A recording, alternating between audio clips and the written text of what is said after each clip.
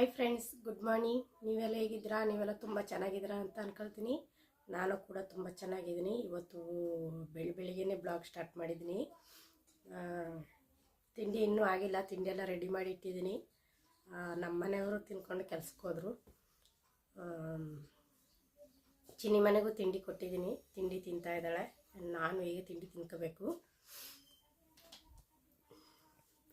ತೋರಿಸ್ತೀನಿ.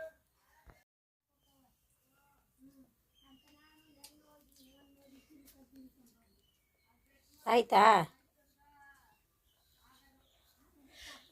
ಎಲ್ಲ ಚಲ್ಕ ತಿಂತಿದೆಯಲ್ಲ ಮಗಳ ನೀನು. ಚಲ್ಕ ತಿಂತಿದೆಯಲ್ಲ, ಹಾಕಿಸ್ಕೊಂಡಿರೋದೆ ಸ್ವಲ್ಪ ನೀನು. ಅದ್ರಲ್ಲಿ ಅರ್ಧ ಚೆಲ್ಕೊಂಡಿದೆಯಲ್ಲ ನೀನು.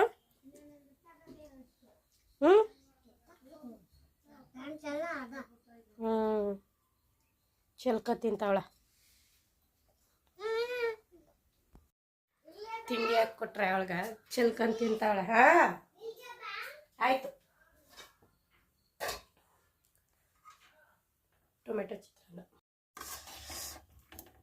ನೋಡಿ. ಟೊಮೆಟೊ ಚಿತ್ರಾನ್ನ ಎಷ್ಟು ಯಮ್ಮಿಯಾಗಿದೆ ಅಂತ. ತುಂಬ ಚೆನ್ನಾಗಿದೆ. ತಿನ್ನು ಫಸ್ಟ್. ಮಾತಾಡ್ಬಾರ್ದು.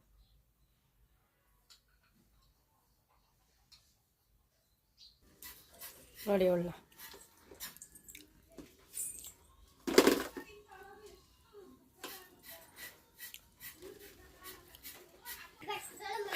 ಹಾಗೆ ನೋಡಿ. ಇಷ್ಟೊಂದು ಬಟ್ಟೆ ಇದೆ, ಇದೆಲ್ಲ ಮಡಚ್ಬೇಕೀಗ. ಸ್ವಲ್ಪ ಕ್ಲೀನಿಂಗ್ ಕೆಲಸ ಜಾಸ್ತಿನೇ ಇದೆ.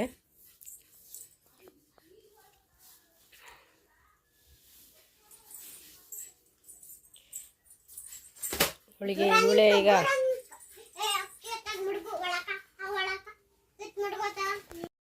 ಫ್ರೆಂಡ್ಸ್ ಎಲ್ಲ ನೀಟ್ ಮಾಡಿದೆ ನೋಡಿ. ಎಲ್ಲ ನೀಟಾಗಿ ಮಡಚಿಟ್ಟಿದ್ದೀನಿ.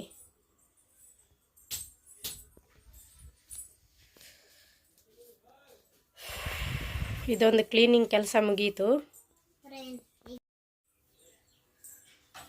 ಫ್ರೆಂಡ್ಸ್. ಈಗ ಬಟ್ಟೆಗೆಲ್ಲ ಕೆಲಸ ಎಲ್ಲ ಮುಗೀತು. ಈಗ ಮಧ್ಯಾಹ್ನ ಅಡುಗೆ ಕೆಲಸ ಒಂದು ಮಾಡಬೇಕು. ಅಡುಗೆ ಬೆಳಿಗ್ಗೆ ಅನ್ನ ಮಾಡಿದ್ದೀನಿ, ಬಿಸಿ ಅನ್ನ ಇದೆ.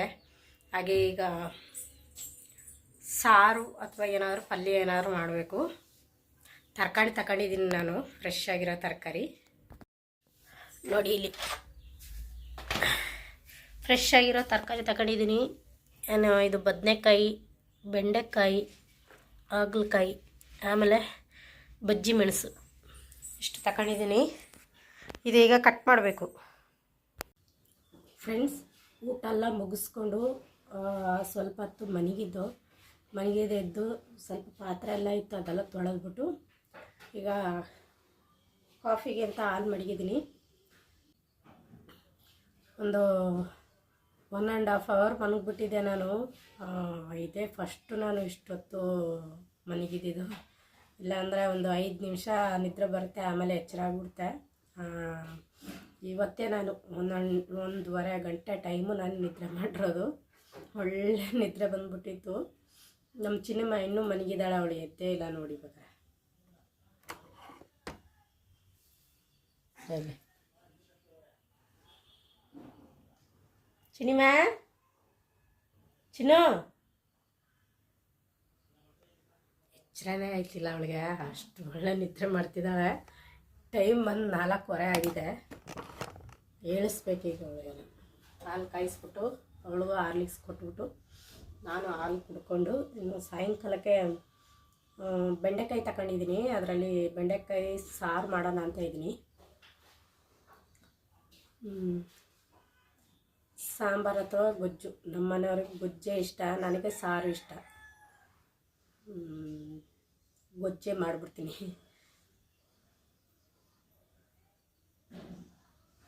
ಫ್ರೆಂಡ್ಸ್, ಚಿನ್ನಿಮೆ ಎದ್ದಿದ್ದಾಳೆ.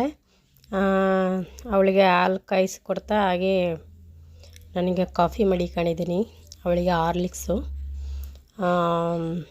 ನನಗೆ ಕಾಫಿ. ಹಾಗೆ ಕಡಲೆಪುರಿ, ಮಿಕ್ಚರು ಇದೆಲ್ಲ ಮಿಕ್ಸ್ ಮಾಡ್ಕೊಂಡಿದ್ದೀವಿ.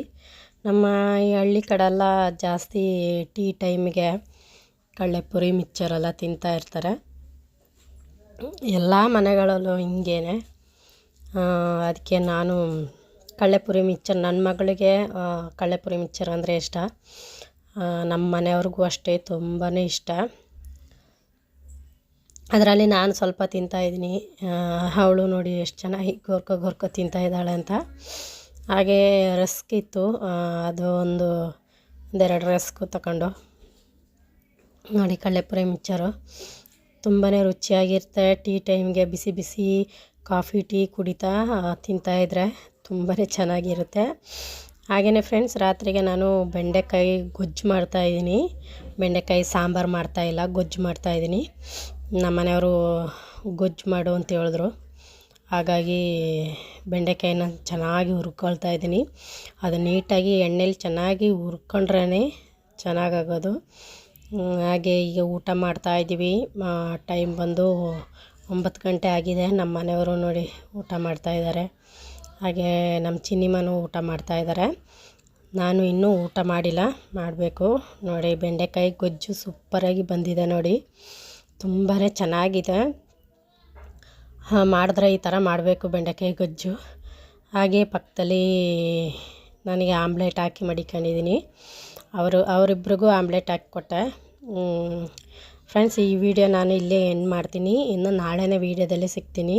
ಯಾರು ನನ್ನ ಚಾನಲ್ನ ನೋಡ್ತಾ ಇದ್ದೀರಾ ದಯವಿಟ್ಟು ಸಬ್ಸ್ಕ್ರೈಬ್ ಮಾಡ್ಕೊಂಡು ನೋಡಿ ಅಂತ ಕೇಳ್ತೀನಿ. ಹಾಗೆ ಫ್ರೆಂಡ್ಸ್ ಆ್ಯಂಡ್ ಫ್ಯಾಮ್ಲಿಗೆ ಶೇರ್ ಮಾಡಿ. Thank you friends.